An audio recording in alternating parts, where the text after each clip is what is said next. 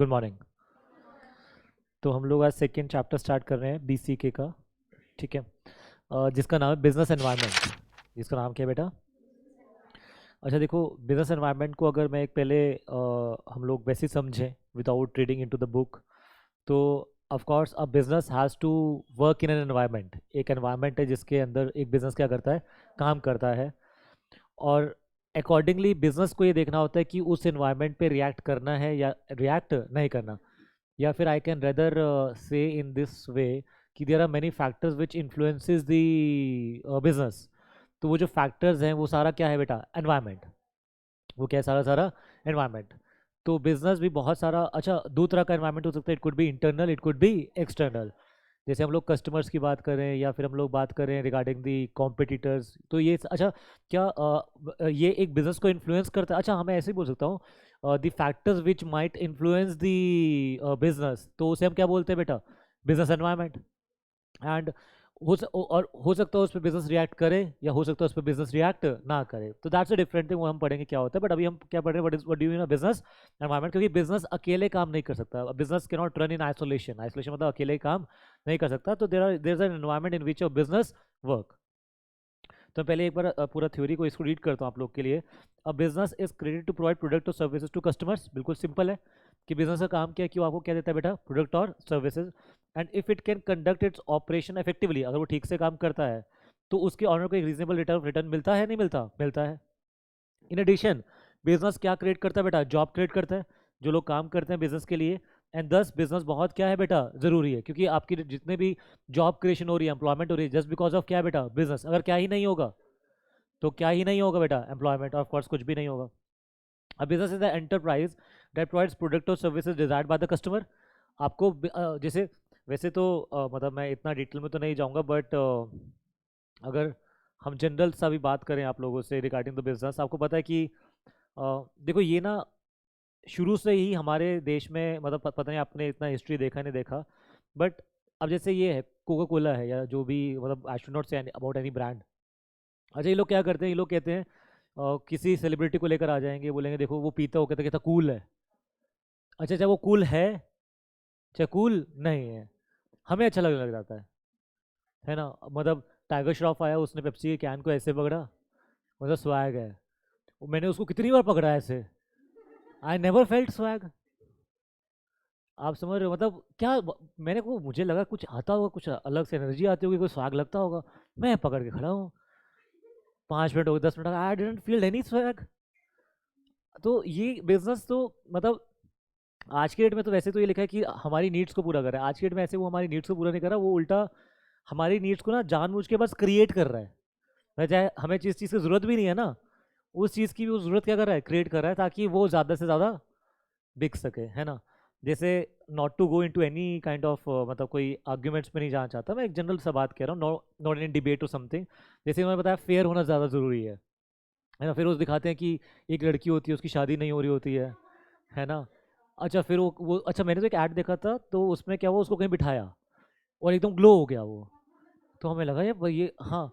तो बाद में बताओ लाइट की ऐड है। मतलब आपको शादी करनी है तो लाइट लगाओ। मतलब क्या नीड है यार? मतलब देखो वो नीड क्रिएट कर दिया ना। मतलब उन्होंने कलर क्रिएट कर दिया, उन्होंने नीड क्रिएट कर दिया, नहीं जरूरत थी यार। बट ऑफ कोर्स जो एक पर्पस था बिजनेस का, that was to fulfil our needs. लेकिन आजकल वो हमारी नीड्स क्रिएट करते हैं। Along with the large well known businesses आया, कोका कोला आया इंडिया में। इंडिया कोका कोला बहुत बार आया, पहले आया फिर उसको आपको पता है बाद में निकाल भी दिया था वो कोका कोला को। पहले वो आया, फिर उसको निकाला, फिर दोबारा आया वो, क्योंकि बीच में फॉरेन इन्वेस्टमेंट बिल्कुल बंद कर दिया था हमारे इंडिया ने। IBM आया। There are many thousands of small businesses चल रहे हैं जो एम्प्लॉयमेंट अपॉर्चुनिटी क्रिएट करता है। लेकिन ऑफ कोर्स ये हमारी नीड्स हुए करता है, सेटिस्फाई करता है। हमारा बिजनेस, हमारा वर्ल्ड चेंज हो रहा है हर दिन। It always has and always will, हमेशा चेंज होता रहेगा, ऐसा तो है नहीं कभी चेंज नहीं होगा, है ना? And the basic challenge for any company business is survival. Survive करना बहुत ज़रूरी है। And to survive for a long term, company को दो चीज़ें होनी चाहिए, ability to prosper and ability to change. मतलब अगर आप सेम रहोगे तो आप आगे नहीं बढ़ सकते। तो you have to change yourself. अगर आप सोचोगे कि जैसे आप करना शुरू किया था बिजनेस, अगर वैसे ही करते रहोगे तो आगे बढ़ जाओगे, तो ऐसा नहीं होगा। आपको अपने आप को बदलना पड़ेगा। जैसे आप अभी तक अच्छे से नहीं पढ़ रहे थे, लेकिन अगर आपको पास होना है तो आपको अपने आप को हाँ चेंज करना पड़ेगा और पढ़ना पड़ेगा। तो you have to change yourself. और आपको प्रॉस्परस चाहिए, आपको लाइफ चाहिए अच्छी, तो आपको अपने आप को बदलना पड़ेगा। ठीक है ना। तो what is the most surprising is the amount of change going on around us. बहुत सारे चेंज हो रहे हैं, मतलब एवरीथिंग इज गेटिंग चेंज यार आज के डेट में। तो ओवर एनी पीरियड से 1 to 5 to 10 years in a geographic region, आपने देखा ही है यार। मतलब अपना, हम लोग जहाँ रह रहे हैं वहीं देख लो, फरीदाबाद में देख लो क्या डेवलपमेंट है यार। अगर तुम मेरे पुराने ज़माने में चले जाओ, जब मैं सीए कर रहा था, तो उस समय मुझे अच्छे से याद है, तब मैं जब पढ़ रहा था तब पहला मॉल बन रहा था हमारे फरीदाबाद में। That was the first mall. तो मैं बाहर निकलता नहीं था, तो मेरे दोस्त मुझे बोलते थे कि यार मॉल बन रहा है, चल के देख के तुम्हें कैसा लगता है। तो क्योंकि तब तो था ना कि यार मॉल है, और पहली बार फरीदाबाद में आ रहा है, तो और वो थी एक्साइटमेंट, यार पहला मॉल आ रहा है, पहला मॉल आ रहा है। मतलब पहले हम लोग मॉल जाने के लिए दिल्ली जाया करते थे, गुड़गांव जाया करते थे, तो दूर जाना पड़ता था, ऐसा लगता था। अब पास में मॉल आ रहा है तो एक खुशी तो होती थी ना। तो सोचो अब मुझे कितना साल हुआ, वैसे तो बहुत साल हो गया। मतलब इट्स बीन 2005 की बात कर रहा हूँ मैं, 2008 की इनफैक्ट। तो 12-13 साल हो गया। तो अब देखो 12-13 साल में कितना चेंज हो गया यार। अच्छा पहले हमारे पास फर्स्ट एक मॉल नहीं था, और सोचा आज तो कितने मॉल है, और आज मन भी नहीं करता जाने का, है ना। मतलब इतना चेंज होता है, जोग्राफिकल रीजन में चेंज होता है, large number of organisation change होता है, ह्यूज परसेंटेज मतलब डिसॉल्व होते हैं, मतलब कुछ बंद भी होते हैं, कुछ चलते भी हैं। एंड एनालिसिस ने बोला है कि approximately 5 crore new firms are born every year across the globe. 5 crore लोग हर दिन क्या शुरू करते हैं, नया बिजनेस शुरू करते हैं। और अबाउट 1,37,000 पर डे बिजनेस क्या होते हैं, शुरू होते हैं पूरे ग्लोब में, वर्ल्ड में। And similar number of firm से 1,30,000 probably terminate trading each day world wide. और मतलब इतने चलते भी बिजनेस और उतने बंद भी होते हैं। मतलब वही बात है कि ये तो, अच्छा बंद कौन होते होंगे, जो एनवायरनमेंट के हिसाब से अपने आप को चेंज नहीं कर पाता होगा, वो क्या होता होगा, बंद हो जाता होगा। और कौन चलता रहता होगा, जो एनवायरनमेंट के हिसाब से अपने को क्या करता है, चेंज करता है ना। जैसे you look at the Nokia. Nokia ने अपने आप को ऑन टाइम, वो एंड्रॉयड में आए। जब सैमसंग वॉज इन एंड्रॉयड, तो नोकिया एंड्रॉयड में नहीं आया। नोकिया ने बोला अरे मुझे एंड्रॉयड की जरूरत नहीं है, और सैमसंग खा गया उसको। अच्छा सैमसंग ने क्यों खाया, एंड्रॉयड की वजह से तो खाया। एंड्रॉयड वॉज वेरी, वो क्या कहते हैं, यूजर फ्रेंडली था, सबको इजी लगने लगा, यूज़ करने में मस्त लगने लगा, अच्छा लगने लगा। लोगों ने क्या छोड़ दिया, नोकिया छोड़ दिया, उन्होंने चेंज नहीं किया अपने आप को। अगर आपने कभी ब्लैकबेरी सुना होगा, फ़ोन, बहुत फेमस फ़ोन थे उसके, लेकिन उनके जो फ़ोन थे ना वो कीपैड वाले फ़ोन थे। तो फिर टच वाला ज़माना आया, तो इन्होंने चेंज नहीं किया अपने आप को। इन्होंने बोला हमारा क्या कि ये वाला कीपैड ही क्या होगा, चलेगा। तो उन्होंने कोशिश करी चलता जाएगा, लेकिन वो ऑफकोर्स नहीं चला, और वो भी गिर गए। तो यू हैव टू चेंज, मतलब आप चेंज नहीं करोगे तो आप क्या हो जाओगे, बंद हो जाओगे। चाहे आप बड़े हो चाहे आप छोटे हो, आपको चेंज तो करना पड़ेगा according to the needs of the society. जैसे आज आज हमें टच पसंद आ रहा है, there would be a day जब हमें टच भी नहीं पसंद आएगा, सिर्फ सेंसर पसंद आएगा। सेंसर समझते हो, मतलब सिर्फ ऐसे रखना होगा ऊपर, मतलब ऐसे टच नहीं करना होगा, सिर्फ ऐसे करना होगा, और उसको पता लग जाएगा क्या चाहता हूँ मैं, और फिर वो अपने आप काम करता रहेगा। ठीक है, जैसे पहले जैसे चेंज है, अब जैसे हम लोग लॉक करते हैं, you can lock your phone with your finger और समथिंग। फिर अच्छा कभी एक टाइम आएगा, वैसे आ भी चुका हुआ हो सकता है मुझे, कि वो आपके आईज को देख के खुल जाए। जैसे अभी तो फेस को देख के चल रहा है, ठीक है ना, लेकिन हो सकता है फिर किससे खुले, वो आई से देख के खुल जाए। मतलब आपने आँख खोली, आँख बंद है, नहीं फ़ोन चल रहा, आँख खोली एकदम चल जाएगा। मतलब वो भी टेक्नोलॉजी होगी यार। तो ये तो चेंज तो आपको करना पड़ेगा, अगर चेंज नहीं करोगे तो आप बंद हो जाओगे। कुछ लोग बहुत साल से चलते आए, जैसे टाटा ग्रुप, एस्टेब्लिश बाय डोरा बीजी, टाटा जी ने शुरू किया था इसको। और कब से शुरू हुआ है, 1907 से, और आज तक चलता आ रहा है। अरे टाटा की स्पेशलिटी, टाटा ने भी अपने आप को क्या करा है, चेंज करा है। They have change according to the environment of the business. Correct. और सर्वाइव भी करा है, अब तो 100 साल से ज़्यादा हो गया यार। It has been more than 100 years now. पूरी सेंचुरी इन लोगों ने कंप्लीट कर ली। तो उन्होंने average how the life span of commercial organisation in our country is 50 years। मतलब जनरली कितना साल चलता है, 50 साल, लेकिन look at Tata, they are above 100 now. Over the year surviving organisation change the structure, of course उनको अब चेंज करना ही पड़ता है। As they do they either threaten और create opportunity for the others. अगर वो नहीं करेंगे तो ऑफकोर्स वो बंद हो जाएगा, और वो करेंगे तो दूसरे बंद होंगे। Whole new industry appear in, new technologies आती हैं, creating niches in the new activities. मतलब नई नई चीज़ें लेकर आती हैं जो आपको क्रिएट करनी पड़ती है। नए भी पुराने भी, और ये चलता रहता है, नए आते हैं पुराने बंद हो जाते हैं। हमारा माइक्रोमैक्स आया था इंडिया का, एक टाइम बड़ा चला था। फिर इन लोगों को इन लोगों ने क्या सोचा कि सिर्फ माइक्रोमैक्स फ़ोन क्यों बनाया। इन लोगों ने क्या किया, पैसा उधर इन्वेस्ट कर दिया, टीवी में और बहुत सारी अलग इलेक्ट्रॉनिक आइटम्स, ये लोग शिफ्ट हो गए। लेकिन अब वो जो पैसा वहाँ इन्वेस्ट कर दिया, ये कहाँ इन्वेस्ट नहीं कर पाए, फ़ोन को अपडेट करने में या फ़ोन को और अपग्रेड करने में ये पैसा स्पेंड नहीं कर पाए। और जब वो नहीं स्पेंड कर पाए, तो अल्टीमेटली क्या हुआ, माइक्रोमैक्स फेल हो गया। तो वही है ना, you have to take the decision at the right time and right thing, है ना, वो नहीं करोगे तो ऑफ कोर्स आप गिर जाओगे।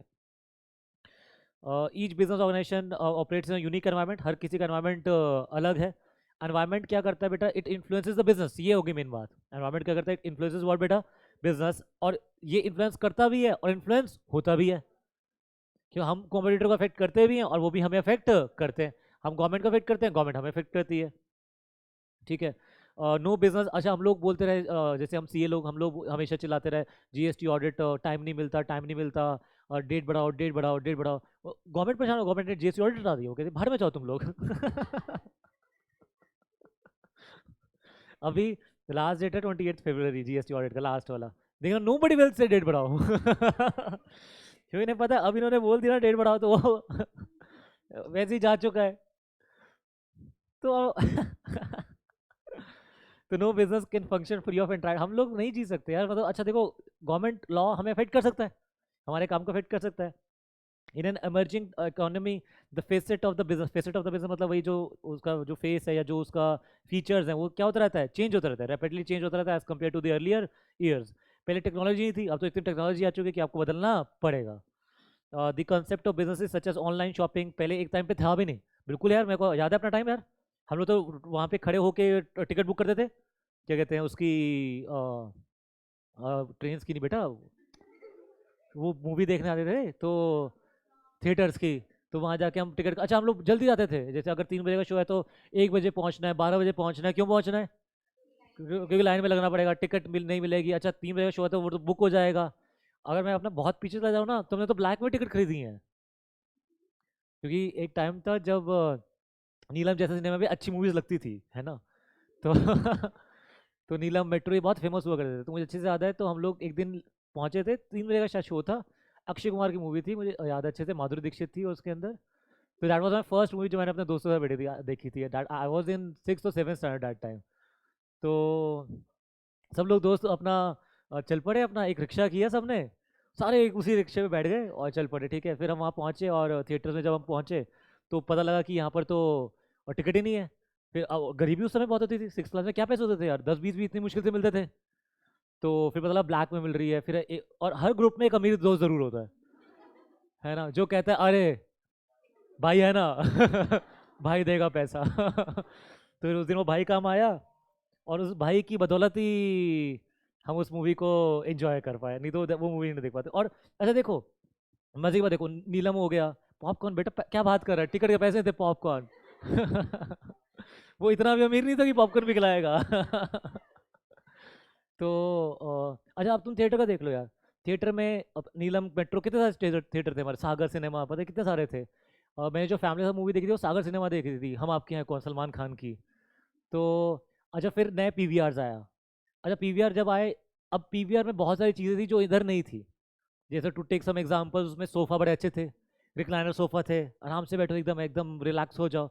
वहाँ पे अगर आपको पता नहीं तो वहाँ पे ना फट्टे लगे हुए थे, फट्टे समझते हो, मतलब बैठने के लिए जैसे एक लकड़ी का पूरा एक वो पड़ा है, बेंच टाइप का पड़ा है, और वहाँ पे आपको जाके बैठना है। अच्छा पीवीआर ने क्या दिया, रिक्लाइनर, आराम से मस्त हो जाओ। अच्छा वहाँ पे क्या था, स्पीकर आगे लगे हुए, तो वहीं से आवाज़ आ रही है सबको, पीछे वाले को कम आवाज़ आ रही है। अच्छा अब क्या हो गया, डॉल्बी साउंड, मतलब वो सराउंडिंग साउंड आ गया, मतलब आप किसी भी कोने में बैठो थिएटर के, आपको एकदम टम टम टम आवाज़ आएगी, मज़े से आवाज़ आएगी, तो पीवीआर ने करा ना। अच्छा फिर अच्छा फिर क्वालिटी ऑफ द जो वो था, क्या कहते हैं, स्क्रीन था, वो भी अच्छा लगने लगा। तो फिर धीरे धीरे फिर लोगों ने क्या करा, अच्छा पैसे थोड़ा ज़्यादा भी देना पड़े, लेकिन हर कोई सोचता है कि यार जब मैं अपनी फैमिली से एंजॉय करने जा रहा हूँ, तो अगर 200 की जगह मुझे 500 देना पड़े तो दे देंगे यार, कौन सा हम डेली डेली फैमिली के साथ एंजॉय करने आते हैं। तो लोगों ने कहाँ प्रेफर करना शुरू कर दिया, पीवीआर जैसे उन्होंने प्रेफर करा। और कौन नहीं बदल पाया अपने आप को, ये नीलम, ये सागर, ये मेट्रो, ये अपने आप को क्या नहीं कर पाए चेंज, ये फट्टे में चलते रहे कि आएगा बंदा फट्टे में बैठेगा देखेगा मूवी, और फिर अल्टीमेटली चेंज नहीं किया और वो क्या हो गए, आज आपके सामने है, बिल्कुल खत्म है, मतलब कोई नहीं जाता वहाँ पे मूवी देखने, और सिर्फ नाम की रहेगी, नीलम की तरफ आ जा, मेट्रो की तरफ आ जा। तो वही सेम एनवायरनमेंट है, ऑफ कोर्स आपको इफेक्ट होगा और आपको चेंज करना पड़ेगा। मीनिंग पे आते हैं बिजनेस एनवायरनमेंट का, वो कहते हैं बिजनेस एनवायरनमेंट में बहुत सारे फैक्टर्स होते हैं, एक्सटर्नल फैक्टर्स भी हैं, जैसे एक्सटर्नल फैक्टर्स में अगर हम बात करें, एक डायग्राम से दे रखा है यहाँ पर, सप्लायर्स होते हैं, कस्टमर्स होते हैं, कॉम्पिटिटर्स होते हैं, क्रेडिटर्स होते हैं, गवर्नमेंट है, लॉ है। ये बहुत सारे फैक्टर्स हैं जो आपको क्या करते हैं, इफेक्ट करते हैं। अच्छा, लॉ भी इफेक्ट करता है। हमारे मोदी जी तो बहुत फेमस है इन सब चीज़ों में। अभी कोई बिजनेस चल रहा है, कल को पता नहीं मोदी जी आज से ये बंद है ना, मतलब उनको तो अलग ही लेवल चलता है। आज से पटाखे बंद, आज से क्रैकर बंद, वो बेचारे बना बना के बैठ जाते हैं। ट्रेडर खरीदने वाले खरीद के बैठ जाते हैं कि दिवाली आएगी बेचेंगे, फिर मोदी जी आते हैं आज से बंद, खत्म, लग गई वाट बिजनेस की। तो बिजनेस में बहुत सारे फैक्टर्स हैं, law, customer, supplier, creators, competition, जो बिजनेस को क्या करते हैं, इम्पैक्ट करते हैं। अच्छा, इम्पैक्ट मतलब उनकी स्ट्रेटेजी को अफेक्ट करते हैं, उनके डिसीजंस को अफेक्ट करते हैं, और उनके एक्शंस को क्या करते हैं, अफेक्ट करते हैं। और जो सक्सेस है बिजनेस की, ऑफ कोर्स किस पे डिपेंड करती है, बिजनेस एनवायरनमेंट पे। एक सक्सेसफुल बिजनेस वही है जो एनवायरनमेंट को आइडेंटिफाई करे, अपने आप को अप्रेज मतलब अपने आप को परफॉर्मेंस को चेक करे, और फिर उस पर क्या करे, रिस्पॉन्ड करे, अपॉर्चुनिटीज को ले थ्रेट से बचे, और वो क्या बन जाएगा, सक्सेसफुल। तो to be successful the business has not to only recognise different elements of environment, but उनके साथ अडेप्ट भी होना जरूरी है। उनको आइडेंटिफाई करो, उनकी तरह बनो, और अल्टीमेटली आप ऐसे करना शुरू हो जाओ। जब हमने भी पढ़ाना शुरू किया होगा तो क्या हम लोगों ने भी ऐसे क्या माइक वाइक लगाकर रिकॉर्डिंग का सिस्टम लगा के ऐसे शुरू किया होगा? नहीं। ये बेंचेस तुम्हें अच्छे से दे रखे कि ऐसे शुरू किया होगा? नहीं। अपन लोग भी क्या करते थे, एक रूम था, पेंट है नहीं है कोई फर्क नहीं पड़ता था, प्रोजेक्टर तो दूर की बात है, हमारा बोर्ड लग जाता, वही वही बहुत था, और वही बच्चे बैठे वहीं पढ़ाया, पढ़ा लिखा कर चले गए। मैंने भी ऐसे पढ़ाया अपने टाइम पर, ऑफ कोर्स। लेकिन अब हमें एनवायरनमेंट के हिसाब से क्या होना पड़ रहा है, चेंज। आज के डेट में भैया बच्चे को स्मार्ट क्लास चाहिए, और अच्छा भी है, ये टेक्नोलॉजी है, ऑनलाइन बच्चे को ऑप्शन दो, रिकॉर्ड करो, बच्चा छुट्टी कर जाता है, बीमार हो जाता है, बीमार हो जाता है सिर्फ, है ना बीमार हो जाता है तो फिर उसको बेनिफिट मिल सके, ताकि वो रिकॉर्डिंग देख ले तो सब कोई चीज़ छूटे ना। तो ठीक है यार, वी शुड मतलब अच्छा, हमने आइडेंटिफाई किया कि आज बच्चे की ये नीड है, तो हमने अपने आप को उस तरह से क्या करा, चेंज करा। अगर हम चेंज ना करते तो हमारे पास कोई पढ़ने ही नहीं आता। क्यों ना पढ़ने आता? क्योंकि वहाँ पर टेक्नोलॉजी नहीं है। ये क्लियर हुआ नहीं हुआ? तो according to the Glueck and George, what they said, the environment includes, environment बहुत सारे फैक्टर्स हैं, और इसमें अपॉर्चुनिटीज भी आती हैं, इसमें क्या आते हैं, थ्रेड्स भी आती हैं। अपॉर्चुनिटीज को ग्रैब करो, थ्रेड से बचो। ऑल दो देर आर मैनी फैक्टर्स जो बहुत ज़्यादा इंपॉर्टेंट होते हैं, सोशल इकोनॉमिक फैक्टर्स भी होते हैं, टेक्नोलॉजी फैक्टर्स भी होते हैं, सप्लायर्स भी हैं, कॉम्पिटिटर्स भी हैं, और गवर्नमेंट भी। तो बहुत सारे लोग हैं जो आपको क्या करते हैं, अफेक्ट करते हैं। और जो वो सारे फैक्टर्स हैं जो आपको अफेक्ट करते हैं बिजनेस को, उसको हम क्या बोलते हैं बेटा, बिजनेस एनवायरनमेंट। बिजनेस एनवायरनमेंट की कुछ करेक्टरिस्टिक्स हैं, पढ़ते हैं, इसको ही पढ़ते हैं। तो देखो यहाँ पे एग्जाम्पल कितना अच्छा दिया बुक ने, पबजी बैन कर दिया इंडिया में। हाँ, जूम कर देते हैं, it's so good example. PUBG लिखा है, टिकटॉक भी लिख देते हैं यार। अच्छा, आज के डेट में हमारा बिजनेस एनवायरनमेंट कम्प्लेक्स है यार, इतना कोई आसान नहीं है समझना। अच्छा, आज आप सोच रहे हो कि ये चीज़ चलेगी, जरूरी थोड़ी ना है। आज वो चीज़ बहुत ज़्यादा चल रही है, कल को हो सकता है ख़त्म ही हो जाए। तो it's a complex thing, it's a very normal thing. It's a complex, मतलब इतना कोई इजी नहीं है इसको स्टडी करना, इसको समझना, इसमें अपने आप को बदलना कोई इतना आसान नहीं है। जैसे मोबाइल फ़ोन थे, पता नहीं चला कब का कब सारा का सारा क्या हो गया, चेंज हो गया। मुझे अच्छे से याद है यार, we use to use Nokia यार। अच्छा, नो, फिर बाद में तो मारने के काम आने लगा। सोचो, मतलब एक टाइम था जब उसे यूज करते थे, फिर वो मारने का काम आने लगा, तो कितना। और मुझे अच्छे से याद है, उस समय भी नोकिया जैसा फोन भी 50-50 हज़ार के, 10-10 हज़ार के आया करता था, छोटे से छोटा सा फोन भी, कुछ भी नहीं था उसके अंदर, बस फोन आना जाना। और फिर उसके लिए भी हम लोग 20 से 25 हज़ार देते थे। मुझे अच्छे से याद है, Nokia was the first company in India जिसने कैमरा दिया था अपना फोन में, और इतना इतना घटिया क्वालिटी वाला कैमरा था वो, but we were so happy अच्छा, हमें तो लगा भैया ये तो काया पलट देगा, उसे पलटी भी सही, बहुत चला, लेकिन फिर उसने क्या नहीं कर पाया, वो क्वालिटी को क्या नहीं कर पाया, इंप्रूव ही नहीं कर। उसको लगा ये तो इंडियंस है, ये तो चलते रहेंगे। हम लोगों को ऑप्शन दिखा, हमने उसको क्या कर दिया, छोड़ दिया। अच्छा, जियो देख लो, फ्री था, कितने सारे लोग यूज करते थे, पैसे वाले लोग एयरटेल में चले गए वापस। अब देखो, एयरटेल के सब्सक्राइबर्स बढ़े, जियो के कम हो गए, क्यों? कि उसने पैसा चार्ज करना शुरू करा। फिर जनवरी में जियो दोबारा आया, फिर फ्री कर दिया उसने। पहले पहले तो जियो टू अदर कॉल्स चार्ज था ना, मतलब सिर्फ मुझे अच्छे से याद है, 555 का मैं रिचार्ज करता था, तो उसमें क्या था, जियो टू अदर कॉल सिर्फ था 3000। अब मेरा पता नहीं कितना रिचार्ज होता था, कितना ज़्यादा, तो मैं परेशान हो चुका था। जब तक फ्री मिल रहा था आई वॉज हैप्पी। फिर चार्ज करना शुरू करा, 2-3 महीना तो मैंने चलाया, मेरा दिल बहुत ख़राब हुआ, मतलब मैंने बहुत भर भर के मुकेश अंबानी को गालियाँ दी। तो फिर एट द एंड फिर मैंने भी देखा, मैंने एयरटेल से पूछा, मैंने कहा तुम्हारा क्या प्लान है? उसमें बोला प्लान है हमारा, मतलब 555 में आपको हम ये नेटफ्लिक्स भी दे देंगे, ये भी दे देंगे, वो भी दे देंगे, और कहीं भी कॉल करो फ्री। आई सेड ठीक है, लेट मी शिफ्ट इट। फिर इतने में जब मैं करने वाला था, क्योंकि आलसी होते हम लोग थोड़े से तो, है ना, तो फिर लेकिन इतने में तो अंबानी जी ने ही शायद सुन लिया होगा मेरी बात, और उन्होंने जियो का भी क्या कर दिया, फ्री कर दिया टू अदर कॉल्स। मतलब यू हैव टू अडॉप्ट। अगर जियो ना करता ये, तो हो सकता है वो भी लोगों के मतलब गिर जाता। लेकिन उसने उसको पता है ना कि भैया मुझे लोगों को फ्री में तो अब देना पड़ेगा, एक बार मैंने दे दिया तो अब देना पड़ेगा। अगर मैं बोलूंगा ना कि अब मैं चार्ज करूंगा और अब बाकी लोग नहीं चार्ज कर रहे, तो भैया मुझे तो कंपटीशन के साथ करना पड़ेगा। तो दैट इज वेरी कॉम्प्लेक्स। आपको लगता है कुछ भी हो सकता है, लेकिन हो कुछ भी जाता है। डायनामिक है, डायनामिक मतलब इट कीप्स ऑन चेंजिंग। कितना देखो अच्छा सा एग्जांपल दे रखा है। पहले तुम्हारे ज़माने में तो पता नहीं तुमने कोई ऐसा चीज़ देखा नहीं देखा, तो पहले हमारे ज़माने में सीडीज आती थी, है ना, पता तुमने देखा नहीं देखा। हम लोग तो सीडीज लेने जाते थे। अच्छा सीडी रेंट में मिलती थी। जैसे कोई मूवी आती थी नई तो सीडी आ जाते थे, सीडी वाला है वो रेंट बोल देता था कि ये 25 रुपये दिन का है, अगर खरीदना है तो इतने रुपए का है। मतलब बड़ा सारा हम लोग सीडीज लेके जाते थे, सीडी सिस्टम होता था, सीडी इतनी बड़ी होती थी। अच्छा वो बड़ा सारी दिक्कतें थी, टीवी में ही चलना है, अच्छा टीवी भी सब बैठ के एक ही देखना है। अच्छा अब देखो क्या है, अब तो सीडी का कोई दिक्कत ही नहीं बची। अब तो फ़ोन में आपके नेटफ्लिक्स है, अमेजोन है, ले फटफट ऑन किया, ये चल गया। क्या तो दिस वेरी डायनामिक, मतलब आपको पता नहीं लगा कब क्या हो जाएगी, चेंज हो जाएगी। एक ज़माना था कॉलर ट्यून कितना लोग पसंद करते थे, है ना, जब नया नया आया था कॉलर ट्यून, तेरी कॉलर ट्यून कौन सी, तेरी कॉलर ट्यून कौन सी है, गाने ही बजे थे। हमारे मिश्र मिश्र में तो गाना भी बनाया कॉलर ट्यून, ये सुना गाना कोई, कितना सारा कुछ हुआ। और आज कॉलर ट्यून को लगा दे, पागल है ये तो। मल्टी फेसेटेड है। मल्टी फेसेटेड मतलब इसका शेप एनवायरनमेंट बार बार क्या होता रहता है, चेंज होता रहता है। ये कभी सेम नहीं रहता। जैसे अच्छा देखो कितना अच्छे एग्जांपल दे रखे हैं, एलसीडी थे पहले। पहले मैं अच्छा पहले टीवी कैसे था, पहले वो दिखाते भी हैं टीवी पहले। एक मीम से नहीं बना था, पहले इंसान पतला, टीवी मोटा, फिर धीरे धीरे धीरे धीरे चल के टीवी पतला, इंसान मोटा। मल्टी फेसेट है ना, खुद को ही बदल दिया, हमें बदल दिया। तो कितना कुछ है, पहले एलसीडी था अब एलईडी है। अच्छा अब कुछ और नया आएगा। अब वो आ चुका है, क्या कहते हैं, 3D। वो जब हम वो चश्मे लगा के देखते हैं, अब तो घर में भी लगते हैं ये टीवी। अब घर में बैठ के अपना वो टेक्नोलॉजी का मजे से लो, अपना घर बैठो, वो 3D इफेक्ट आ रहा है। 7D तक है हमारे देश में। 7D में मतलब मूवीज तो नहीं आता, लेकिन छोटी छोटी मूवीज आती हैं, जैसे डायनासोर वाली टाइप आती है मूवीज। तो 7D मेरे ख्याल से शायद अनॉक्स में है हमारे फरीदाबाद में। आपको भी जाओ तो एक्सपीरियंस करना, उसमें वही डायनासोर आएगा, आपको खाएगा, आपको लगा खा रहा है लेकिन वो खाएगा नहीं।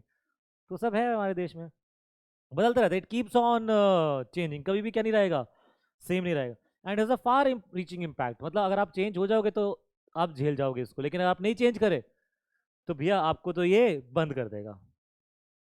ठीक है ना, क्लियर हो गया।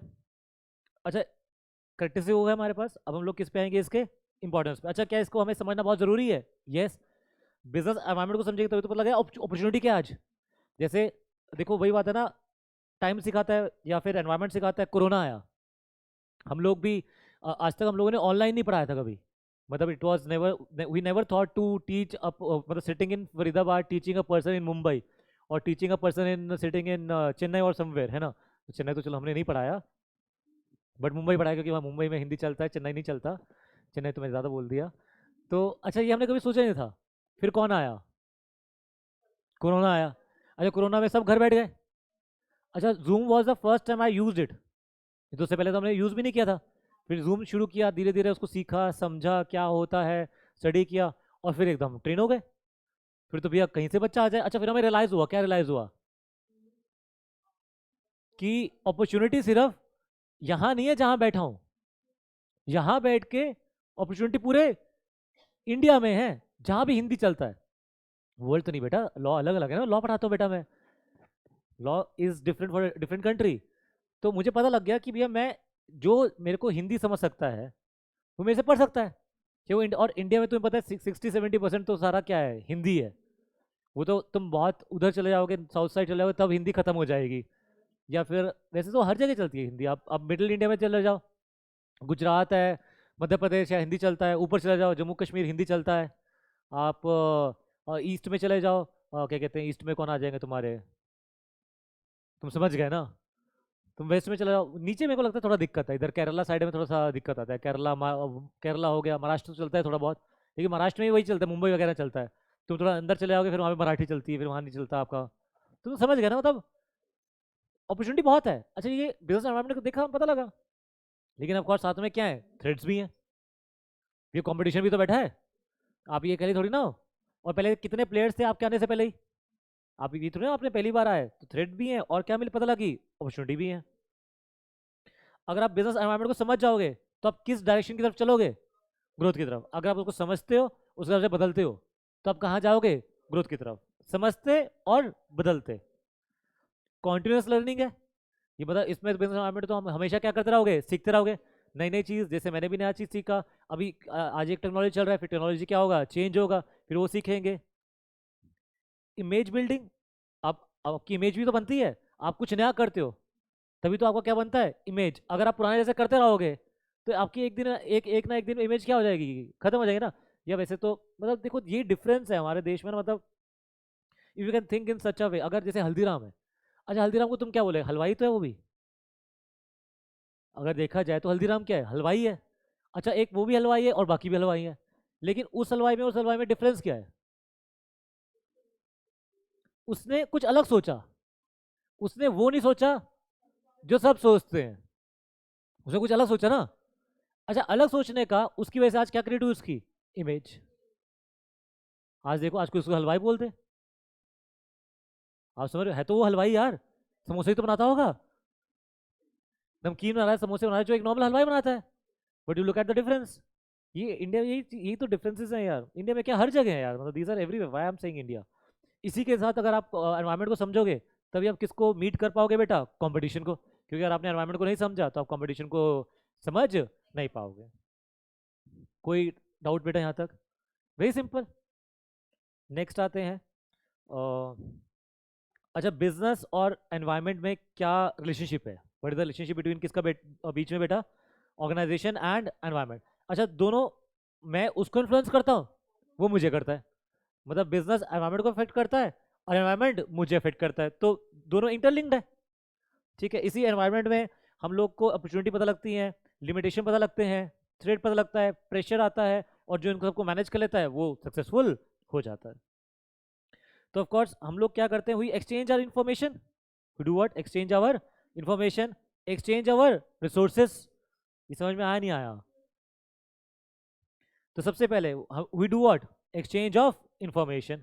जैसे आप, अगर मैं फार्मास्यूटिकल में ही चला जाऊँ, आप देखो ना जो ये लोग, जिन लोगों ने वैक्सीन बनाई होगी, अब ये इन्फॉर्मेशन शेयर करते होंगे ना अपनी, ताकि बाकी फार्मास्यूटिकल कंपनीज इसको बना पाए। क्यों बना पाए, क्योंकि ये बहुत ज़रूरी है, पूरे ग्लोबली ज़रूरी है, not in India but it's required globally. वैसे पता नहीं इंडिया को ज़रूरत है या नहीं, आई डोंट नो बट है ना, पता नहीं लगता यार। अरे ऐसा लगता है फरीदाबाद में केस आ रहे हैं, कितने केस आ रहे हैं, 300 400 500 700 800। आज देखो केस कितने आ रहे हैं, 2 3, पता नहीं कहाँ गया कोरोना। अच्छा वो जो वैक्सीन बनाए उनका एफिकेसी रेशियो देखो, 92%, 93%, 67% जो है एस्ट्राजेनिका जो लग रहा है हमारे देश में। अच्छा हमारा रिकवरी रेशियो देखो, 96%, 97%। मतलब क्या मैं बीमार होकर ठीक हो जाऊंगा। कमाल है यार। क्यों मैं कुछ ऐसा नया ले लूँ चीज़, मतलब चलो वैसे तो लेना चाहिए मुझे, आई शुड मोटिवेट एवरीवन कि मैं खुद लूँगा वैक्सीन, अगर जब भी मौका मिलेगा, ऐसे नहीं जाके, पर मुझे मौका मिलेगा मैं ज़रूर लूँगा, क्योंकि वी शुड ट्रस्ट साइंस, है ना। अच्छा हम लोग पता है कितनी सारी चीज़ें यूज़ करते हैं यार, साइंस पे भरोसा करके तो कर रहे हैं। मैं सुबह टूथपेस्ट यूज़ करता हूँ, आई यूज टू कंज्यूम इट यार, उसमें कुछ हो सकता है यार, मुझे क्या पता मैं क्या करूँ, but I believe in what, science, कि जो है वो ठीक है। तो you have to believe it, मतलब आप उसके छोड़ के आप जा नहीं सकते उसको, है ना, नहीं तो फिर तो पता नहीं आपको क्या क्या छोड़ना पड़ जाएगा। अच्छा हम कितना कुछ खा लेते हैं, क्या सोचते हैं कि हम लोग खाने से पहले, और इंडियंस तो वैसे ही सोचते हैं, हमने मिट्टी खाते हैं सोचा। मिट्टी तो हर बच्चा खाता है, मतलब मुझे ऐसा लगता है, मतलब आजकल के पेरेंट्स तो बहुत वो हो चुके हैं, मतलब बच्चों के प्रति अपना, नहीं नहीं नहीं इधर नहीं जाना उधर जाना, नहीं नहीं डस्ट है डस्ट है, अरे नहीं नहीं नहीं नहीं नहीं, हम लोग तो भैया मिट्टी में थे, मतलब हम लोग तो अलग जमाने में जिए हैं, है ना। आजकल मैं देखता हूँ, मतलब ऑफ कोर्स जब मैं भी पेरेंट बनूंगा तो हम भी बहुत वो होंगे कि नहीं नहीं इधर नहीं जाना, अरे पागल है इधर हाथ मत लगा, इधर डस्ट है, इधर ये है। हमारे माँ बाप देख कि चिल एकदम, बच्चा कहें देखो इधर उधर मिट्टी में गिरा होगा। कोई टेंशन नहीं कुछ नहीं। याद है मुझे हमारे यहाँ पे बैट बॉल खेल रहे हैं, और हमारे फेमस है नाली है यहाँ पर अपना, है ना, बॉल नाली में गिर रही है, उठा रहे हैं, अरे साहब कैसे करे, टप्पा मार के। 2 टप्पा मारा साहब, खेलो। आज के बच्चों को बोलो तुम नाली में बॉल चलेगा, भाई साहब नहीं बॉल लगाएगा वो बॉल नहीं लगा लेगा। और हमारे यहाँ तो ये अपॉर्चुनिटी थी क्या, अब मैं मेरी बारी साफ कौन करेगा, अरे ले ठा ठा ठा साहब चल खेल। मतलब क्या दिन देखे यार हम लोगों ने यार, अब कहाँ वो दिन गए यार, है ना। कितना चेंज होता है एनवायरनमेंट यार। तो of course we do what, we exchange the information, है ना। Environment of course organisation scan the external environment, scan मतलब उसको देखता है और इससे इन्फॉर्मेशन लेता है। तो हमें पता लगता है। तो ऐसे ही जितनी फार्मास्यूटिकल कंपनीज थी उन लोगों ने दूसरों से पूछा कि आपने वैक्सीन कैसे डेवलप करी, अपनी स्टडी बताओ, अपनी रिसर्च बताओ, ताकि हम लोग भी क्या कर सके, वैक्सीन बना सके। और आज की डेट में आप देखो इंडिया में तो पता नहीं कितनी वैक्सीन बन रही हैं। मतलब जैसे मोदी जी बोलते हैं जुलाई तक तो पता नहीं कितनी वैक्सीन इंडिया में आ चुकी है। और देखो हमने वैक्सीन कहाँ कहाँ नहीं भेज दी यार। हम डेली पढ़ते हैं आज वैक्सीन श्रीलंका चली गई, आज वैक्सीन नेपाल चली गई, आज वैक्सीन ब्राज़ील चली गई, साउथ अमेरिका भेजा हम लोगों ने। आज वैक्सीन मतलब कल भी पढ़ा था, मतलब कौन सी कंट्री था, मुझे तो नाम भी पहली बार सुना था मैंने, वहाँ ही भेजी उन्हें। मतलब India is doing such a great thing for globe, है ना। कल हमारे वो कनाडा के जो प्राइम मिनिस्टर हैं जस्टिन ट्रूडो, वो भी यही बोले कि हम लोग भी इंडिया से वैक्सीन लेंगे, क्योंकि डेवलपमेंट तो ज़्यादा यहीं हो रहा है ना, मतलब मैन्युफैक्चरिंग तो सबसे ज़्यादा यहीं है। तो वो लोग बोले कि हाँ इतना जल्दी वैक्सीन चाहिए। तो इंडिया देखो 70 लाख लोगों को वैक्सीनेट लगा भी चुका है, और सबसे फास्टेस्ट रहा है पूरे वर्ल्ड में, यूएस यूके बीट कर दिया यार हम लोगों ने यार। तो दिस इज टेक्नोलॉजी है, मतलब we Indians are not less than anyone यार, है ना। इतना प्राउड फील होता है ना। अच्छा लेकिन हमने इन्फॉर्मेशन तो लोगों से ली, बट लेकिन उसको हमने यूज़ उनसे बेटर करा। मतलब हमारा देखो वैक्सीन हर देश में आया, लेकिन उसको डिस्ट्रीब्यूट कैसे करना है ये हमारा इंडिया ज़्यादा अच्छे से समझ सका, है ना। मतलब सो गुड यार, मतलब कई चीज़ों को देख के तो अच्छा लगता है ना। तो of course what we do, we exchange the information. Example दे रखा है, change in government law for new vehicle engine norms is data for a biscuit manufacture but an information for a automobile manufacture. समझ गया ना। मतलब हर information किस लिए जरूरी होती है, किस लिए जरूरी नहीं होती। जैसे आज के डेट में ऑटोमोबाइल में तुम्हें पता है कि क्या चलने वाला है हमारा, क्या चलने वाला है बताओ ना ऑटोमोबाइल में हमारा। वो चलने वाला है ना, अब क्या कहते हैं, इलेक्ट्रिक कार्स आ गई हैं अब वो थोड़ी ना चलने वाली है, क्या कहते हैं, नॉर्मल कार्स। अच्छा अब जो कंपनी उस इंजन में पैसा लगा रहा है, डीजल और पेट्रोल इंजन पे, वो पैसा वेस्ट है आज की डेट में। क्यों? क्योंकि वो देखो ज़्यादा से ज़्यादा 5 साल चलेगा, और इससे बियॉन्ड जाना ही नहीं है। वो तो कोरोना आ गया इसलिए थोड़ा पीछे हो गए, नहीं तो टेस्ला आ चुकी है हमारे देश के अंदर, टाटा वो जा चुका है इलेक्ट्रिक कार्स में, और मारुति भी जा चुकी है इलेक्ट्रिक कार्स में। तो मतलब सारे लोग अल्टीमेटली कहाँ जा रहे हैं, और धीरे धीरे होना भी यही है। अच्छा गवर्नमेंट सब्सिडीज देगी, पेट्रोल डीजल महंगा कर देगी, लोग कहाँ शिफ्ट होंगे, इलेक्ट्रिक कार्स पे। बहुत नॉर्मल है, वो तो करना है। अच्छा ये उसके लिए इन्फॉर्मेशन है, किस लिए इन्फॉर्मेशन है, ऑटोमोबाइल्स के लिए। लेकिन पतंजलि उसको क्या फर्क पड़ रहा है, क्यों, वो तो घी बेच रहा है, तो उसके लिए वो इन्फॉर्मेशन ज़्यादा रिलेवेंस नहीं है एज कम्पेयर टू। तो मतलब इन्फॉर्मेशन किसी लिए ज़रूरी होती है, किसी लिए ज़रूरी नहीं होती। Exchange of resources of course आपको पता ही है, जैसे यहाँ पे बता भी रखा है। तो फाइनेंस होता है, फाइनेंस हम यूज़ करते हैं बेटा, इन्वेस्टर्स एनवायरमेंट से ही आता है पैसा, मटेरियल लोगों से, सप्लायर से आता है, मैन पावर हमें लोगों से मिलता है, इक्विपमेंट सारा मिलता है, बाहर से मिलता है। रिसोर्सेज को 5 M बोलते हैं। क्या चाहिए आपको, मैन चाहिए, you don't need a women, देखो कितना गलत लिखा है इन्होंने। तो you need man, you need money, you need method, you need machine and you need what, material. ये काम है, आप बिजनेस कर सकते हो। I will file a suit against this thing, I will file a suit against this man who said there should be 5M, नहीं है ना, गलत हुआ ना ये तो। हाँ ऑफ कोर्स यार होना चाहिए था, नहीं। तो उसने बोला ऑफ कोर्स रिसोर्सेज में ऑफ कोर्स देखो ना लिखा भी है, कस्टमर हमें सामान खरीदता है हमारा, एम्प्लॉयज़ हमारे के लिए काम करते हैं, शोल्डर्स हमें पैसा देते हैं, क्रेडिटर्स हमें उधार देते हैं, सप्लायर हमें सामान देते हैं, कम्युनिटी हमें सामान खरीदती है हमारा, तो उसको प्रमोट करती है, जनरल पब्लिक, ये सब इनसे, इन सब से तो हमें क्या मिल रहे हैं बेटा, रिसोर्सेज। तो बिजनेस को रिसोर्सेज मिलते हैं, इंफॉर्मेशन मिलती है, और ऑफ कोर्स हम लोग क्या एक्सचेंज करते हैं बेटा, influence and power. Of course हम करते ही हैं। पावरफुल तो आपको पता ही बिजनेस एनवायरनमेंट कितना, मतलब बिजनेस में कुछ लोग बहुत ही पावरफुल हो जाते हैं। टाटास देख लो, टाटा बिरला अंबानी, ये दे आर मतलब ये इन्फ्लुएंसर है, मतलब ये जहाँ चले जाए वहाँ पे, अदानी, कितना ये लोग जा चुके हैं ना। देखो यहाँ पे लिखा लिखा भी है, एफएमसीजी में पतंजलि आज के डेट में कितना प्रमोट करता है, बाबा रामदेव बिग प्लेयर हो चुका है आज की डेट में इंडस्ट्री, बड़े बड़े लोगों को इसने धूल चटा दी, HUL गोदरेज ये सब इसके पीछे चले गए, जबकि कब क्या आ गया, पतंजलि। और बाबा ने किया क्या, 2 सांस अंदर लो 2 सांस बाहर लो, पतंजलि का प्रोडक्ट खरीदो, कमाल हो गया यार। मतलब बाबा जी ने बहुत मेहनत करी, मुझे ऐसा नहीं बोलना चाहिए।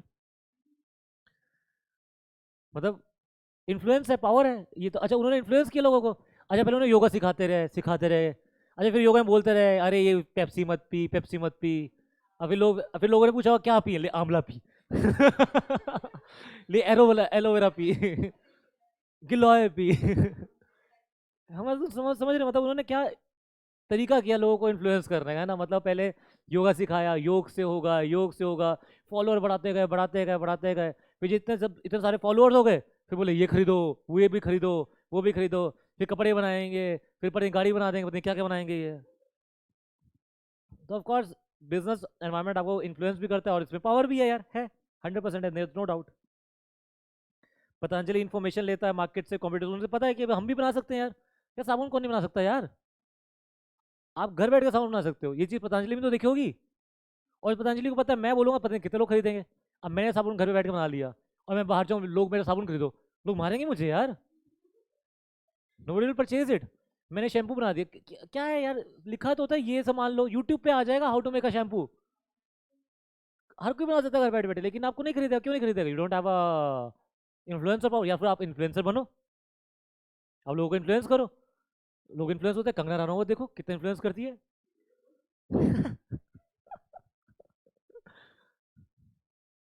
It's over. आगे आते हैं। ऑफ कोर्स एनवायरनमेंट किसको इन्फ्लुएंस करता है बेटा, बिजनेस को। कहने वाली बात ही नहीं है, बट ये बात बोली बेरी एम रिचमैन ने, एंड मेलविन कोपिन ने बोली, एनवायरमेंटल फैक्टर्स होते हैं, कंस्ट्रेंट भी होते हैं। कंस्ट्रेंट मतलब जो चीज़ आपको रोकते हैं, are largely if not totally external है, बियॉन्ड द कंट्रोल भी होते हैं, ये आप इतना इनको कंट्रोल नहीं कर सकते। They these are essentially the givers, मतलब ये तो आपको बताते हैं क्या करना है, लेकिन हो सकता है आप इसको इन्फ्लुएंस करो, हो सकता है आप इन्फ्लुएंस ना कर सको। कैबरी का देखो, कैबरी का सिचुएशन पूरा बता रखा है। एक टाइम आया था, कैबरी बेचारी बहुत गिरी थी। कैबरी क्यों, तुम उसको देख लो। मैगी का देख लो, नेस्ले का। बीच में मैगी कितना बुरी तरह से गिरा था, याद होगा तुम लोग को। उसमें लेड आ गया था। बोला लेड का मात्रा ज़्यादा होती है। तो मुझे तो चलो इतना टेक्निकली नहीं पता, तो लेड की मुझे याद है, हमने तो पेंसिल खा रखी है यार। मुझे बोला इसमें लेड है, मैंने कहा तो क्या हो गया। हम लोग पेंसिल खाते, चौक खा रखे हम लोगों ने यार। पेंसिल खा रखी है, चौक खा रखे है, मेरे को तो इंक भी खा रखी होगी, मेरे को जहाँ जहाँ तक याद है यार। क्योंकि तुम्हारे टाइम में तो कुछ नहीं है, तुम हम लोग तो उस टाइम के ज़माने की ना इंक डालनी होती थी। तो कभी इधर इंक डल गिर रही है, कभी उधर गिर रही है, फिर वही चल रहा है।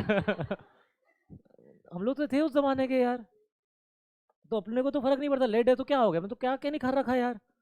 तो अपने को तो फर्क नहीं पड़ा, लेकिन लोगों को बहुत फर्क पड़ा। लोगों ने मैगी खाना छोड़ दी, कितना मैगी याद हो तुम लोगों को डंप किया था इन्होंने, नेस्ले ने। लेकिन दे फाइट बैक यार। फिर उन लोगों को विश्वास दिलाया, फिर अमिताभ बच्चन जी है नहीं बहुत अच्छा है, मैं खा के देखता हूँ, तुम भी खाओ, तो उन्होंने किया ऐसा। फिर बहुत सारे लोग आए, सेलिब्रिटीज आए, उन्होंने इन्फ्लुएंस किया, नहीं नहीं अच्छा है, देखो मैं भी खा रहा हूँ, देखो वो खाते हुए दिखाया, पता नहीं खा रहे नहीं खा रहे वो अलग बात है। देखो मैं भी खाया, मेरे को भी अच्छा लग रहा है, मैं भी खाया, मुझे भी अच्छा लग रहा है। फिर दोबारा एक फैमिली वाली फीलिंग आई, नहीं नहीं मैगी तो अपनी है, मैगी तो अपनी है। एक फीलिंग जगाई उन्होंने, फिर हमें भी जागा, नहीं यार मैगी ने कितना साथ दिया है। जब कोई काम नहीं आता था, जब मम्मी टिंडे बनाती थी, करेला बनाती थी, सिर्फ एक ही बात काम आता था, क्या, मैगी। फिर हमारी भी जज्बात जागे, फिर हमने दोबारा मैगी को खा लिया। कैबरी भी ऐसे ही गिरा था बहुत ज़्यादा, कैबरी में बोलते थे कीड़े हैं, पता नहीं, तुम लोगों को पता नहीं, पता बड़ा आया था कि कैबरी में कीड़े हैं, मत खाओ मत खाओ। फिर अल्टीमेटली लोगों ने, कीड़े क्या हो गए, कीड़ा ही तो है।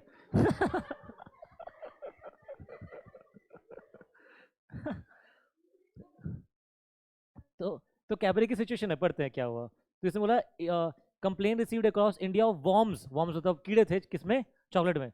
तो क्वालिटी पे बात उठी, सेल क्या हो गई, गिर गई। और रेगुलेटरी ने शुरू कर दिया प्रॉबिंग, शुरू रेगुलेटरी मतलब जो एफडीए हो गया हमारा, वो फूड एंड डेवलपमेंट अथॉरिटी जो डिपार्टमेंट हो गया, उसने देखना शुरू कर दिया कि कैसे कर रहे हैं काम ये। फिर कैबरी ने फाइट बैक किया। कैबरी ने हाउस क्वालिटी इन्वेस्टिगेशन कराई कि आओ देखो कैसे बन रहा है मेरा, क्या कहते हैं, चॉकलेट, हम लोग नहीं मिला रहे इसके अंदर कोई कीड़े, आप आओ। फिर उसने बताया देखो कि मैंने अपना, अच्छा इसने अपना पैकेज करने का तरीका बदल दिया, कि देखो ये अच्छा पैकेज कर दिया। फिर उसने दिखाया कि देखो kid special visi cooler along with the Voltas to keep the chocolates in good and hygienic condition रहे, ताकि इसका मतलब फाइनल कंज्यूमर तक पहुंचे तो कोल्ड स्टोरेज में रहे। तो वो सब किया, और कैबरी अल्टीमेटली जीत गया। वैसे अगर ये सब ना करा तब भी जीत जाता मुझे लगता है, क्योंकि किसको फर्क पड़ रहा था कीड़े हैं उसके अंदर। मतलब मुझे तो नहीं पड़ा मतलब फर्क यार। जैसे कोक देख लो, कोक में कहते हैं यार, कोक कितना लोग मना करते हैं नहीं पीना चाहिए, उसके अंदर केमिकल्स होते हैं, ये होता है, कितना बोल लो तुम, ये पियेंगे लोग, बच्चे तो ये पागल है। मतलब मतलब ऑनेस्टली मैंने तो छोड़ दिया, मतलब I I am not a big fan of the sodas, the soda ही तो था यार ये। तो मैं तो इतना बड़ा फैन नहीं रहा पेप्सी कोक का, बट आप देख लो लोग पीते हैं। शादी पार्टी, कहीं भी चले फंक्शन, छोटा सा फंक्शन, अच्छा तुम किसी के घर चलाओ क्या, कोक पिएगा क्या पिएगा, बात ही नहीं करते हम लोग कुछ और। चलो, हो जाओगे, कितना कुछ बोलते हैं, कितना कुछ है इसके अंदर, लेकिन फिर वही बात होती है, लोग पीना छोड़ेंगे, फिर सलमान भाई आएंगे, है स्वैग है, फिर हमें लगा स्वैग है, फिर हम पीना छोड़ देंगे, फिर ऋतिक रोशन आएगा, डर के आगे जीत है, फिर हम भी बोलेंगे डर के आगे जीत है, पी लो, क्या हुआ डर का है, वो तो अभी भी यही है यार।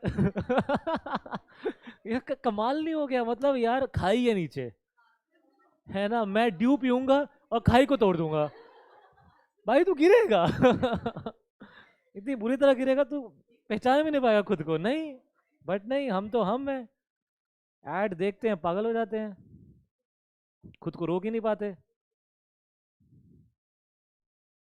तो of course framework to understand, आपको एनवायरनमेंट को समझना पड़ेगा, मतलब you have to understand the environment. तो क्या स्टेप्स हैं, स्टेप्स पढ़ते हैं। Firstly, it is useful to take an initial view of the nature of the organisation, मतलब पहले तो आप देखो कि आप कहाँ पर हो, और जहाँ पे जिस बिजनेस में आप काम कर रहे हो उसमें क्या क्या चेंज आ रहे हैं। सेकेंड, आप उसको मतलब ऑडिट करो एनवायरनमेंट को अच्छे से, मतलब ऑडिट मतलब उसको अच्छे से स्टडी करो। हाँ जी, हेलो, क्या आवाज़ आ रही है ना? अच्छा, और सेकंड क्या है कि the next step might be auditing of the environmental influences, here the aim is to identify the, आप देखो इसमें क्या, कहाँ पे आपको अपॉर्चुनिटी है, कहाँ पे आपको क्या है थ्रेट है, फिर अपॉर्चुनिटी को ग्रैब कर लो और थ्रेट से बच जाओ, फाइनल स्टेप खत्म। अरे कोक का आ रखा है देखो, कमाल कर रखा है, पढ़े। अच्छा, रिलीजियस गुरु। वो बाबा रामदेव तो भाई साहब पीछे पड़े हुए हैं कोक के, वो चाहे तो कोक खत्म हो जाए। अच्छा, हेल्थ अवेयरनेस भी होते हैं, मत पियो कोक, या शुगर होता है, इतना इतना भयंकर शुगर है उसके अंदर यार, मतलब हम लोग पीते हैं, मतलब हम सोचते भी नहीं यार। ओके, तो हम लोग क्या पढ़ रहे थे बेटा, तो यहाँ पर एक्सप्लेन कर रखा है, एक्सप्लेन यहाँ पर कर रखा है, इनको बुलाओ, यहाँ यहाँ एक्सप्लेन कर रखा है। अच्छा, तो यहाँ पे कोक के हिसाब से बताया क्या उनके लिए एक्सटर्नल है और क्या उनके लिए क्या है इंटरनल। अच्छा, उनकी खुद की, वो किसको एडवर्टाइजमेंट के लिए रखते हैं, ये इंटरनल है एक्सटर्नल है, इंटरनल है। उनके प्रमोशन के तरीके इंटरनल। अच्छा, जैसे जैसे पहले पेप्सी था, फिर वो कैन में आया, वो नया हो गया ना, मतलब जो फर्स्ट टाइम आया वो कैन में, तो लोगों ने पसंद किया होगा, क्योंकि कैन महंगा है एज कम्पेयर टू बॉटल, लेकिन फिर भी कैन अच्छा लगता है, कोई भी उठा के चलो, स्वाग भी लगता है, थोड़ा अच्छा भी लगता था, है ना। तो इंटरनल फैक्टर, पैक पैक करना इंटरनल, उसको डिस्ट्रीब्यूट किस तरीके से करना है, ये भी क्या हो गया इंटरनल। एक्सटर्नल मतलब हेल्थ अवेयरनेस उसका फिट करता है, रिलीजियस ग्रुप गुरुज उसका फिट करते हैं, I could have written this there as Baba Ramdev ji, जो उनको बहुत नेगेटिव बोलते हैं। Pepsi I will say it's an external factor, competition है। उसके बाद एक्सटर्नल में क्या आ जाएगा, नेचुरल ड्रिंक्स, मतलब और कंपटीशन आ गया, जैसे कि आपका जूस के साथ कंपटीशन है इनका, बाकी सबके साथ भी तो है। अच्छा, अब जाके इन्होंने फिर कोक को 0 कैलोरी बनाया, जो शुगर फ्री बोलते हैं, ये लोग आया। बेटा लोग आ गए इधर, लोग आ गए इधर, हाँ।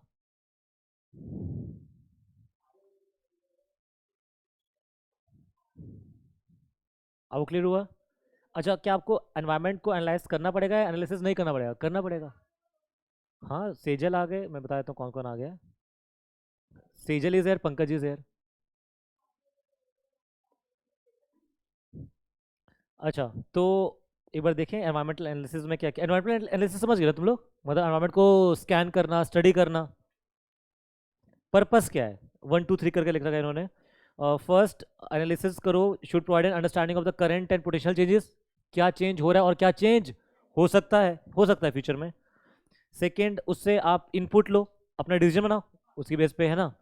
सिर्फ डेटा से काम नहीं होगा, मतलब डेटा को यूज़ करो, और लास्ट फिर उससे अपना क्या बना दो, उसके बेसिस पे अपना स्ट्रैटेजी, सिंपल हो गया। एनवायरमेंट स्कैनिंग तो तुम समझ गए, स्कैनिंग मतलब एनवायरमेंट को स्टडी करना, करेक्ट।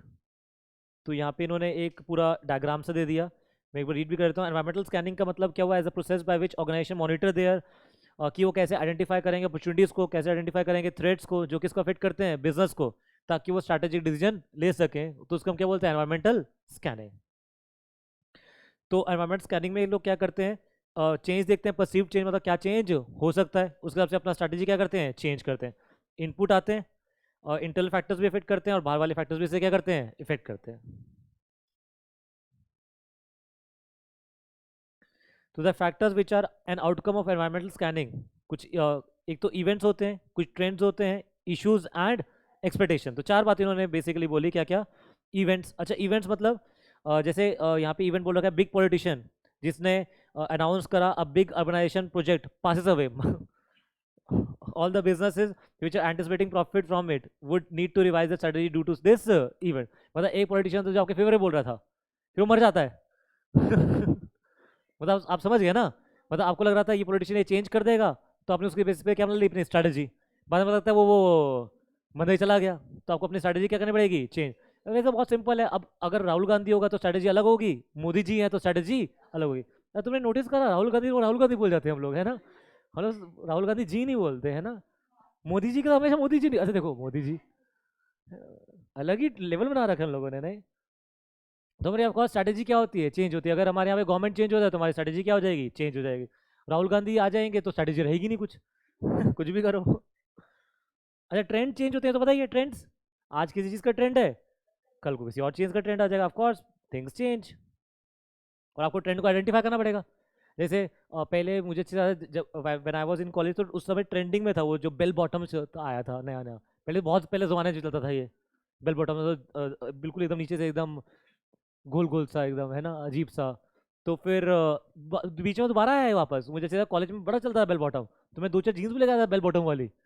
फिर वही वो एक्टिंग भी कर रहे थे, बाहर निकल रहे टांग निकल रहे हैं जैसे हीरो नहीं निकालता टांग, और फिर ऐसे बेल बॉटम सा बहुत कुछ किया, ट्रेंड था। और आज डाल लो हंसेंगे लोग, आजकल नहीं चला, आजकल नेहरू वाला चल रहा है। अच्छा बीच में ट्रेंड आया था वो एकदम चिपकी हुई जीन्स का, पता नहीं लगता था टांगे जीन्स है अच्छा मुझे कुछ इश्यूज भी आते हैं, इश्यूज मतलब of course there are certain issues जो आपको समझने पड़ते हैं, सॉल्व करने पड़ते हैं, दिक्कतें। और फिर लोगों की क्या बेटा? एक्सपेक्टेशन, क्योंकि लोग भी तो आपसे क्या करते हैं? एक्सपेक्ट करते हैं। ऑफ कोर्स आपको उसका एक्सपेक्टेशन के हिसाब से ही अपने स्ट्रेटेजी क्या करनी पड़ेगी? बनानी पड़ेगी। जैसे हम बाबा रामदेव से एक्सपेक्ट करते हैं, अच्छा लोग एक्सपेक्ट करते थे कि वो दवाई ढूंढ लेंगे, अच्छा लोगों ने एक्सपेक्ट किया तभी तो उन्होंने दवाई ढूंढी, और दवाई ढूंढी भी क्या, वो तो पहले से बना देते सब चीज़ें, एलोवेरा गिलोय ये तो पहले ही बना रहे थे, और उन्होंने क्या बोल दिया ये पियो ठीक हो जाओगे। लोग एक्सपेक्ट करते थे, उन्होंने उनकी एक्सपेक्टेशन क्या कर दी? पूरी कर दी। अच्छा इशू आया, बीमारी आई, तो उन्होंने उसका भी फायदा उठाया, पता नहीं कितना आंवला बेचा उन्होंने, मतलब भगवान वाला कर, मैंने मैंने भी पिया यार, मतलब आए मुझे बिल्कुल मतलब अच्छा नहीं लगता था गिलोय ये सब, मुझे तो दूर रहता था मैं, लेकिन कितना पिया मैंने, मैं तो कोई लेवल नहीं था।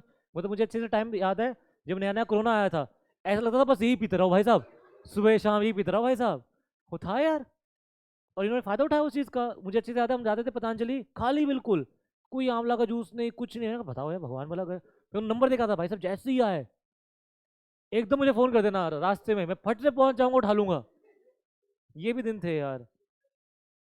अब लास्ट वाला आज तक पड़ा हुआ, आज तक नहीं पिया होगा मैंने, अब कोई बोल दे पीने के लिए नहीं अब नहीं पी सकता, उसमें पागल थे पीने के लिए, है ना?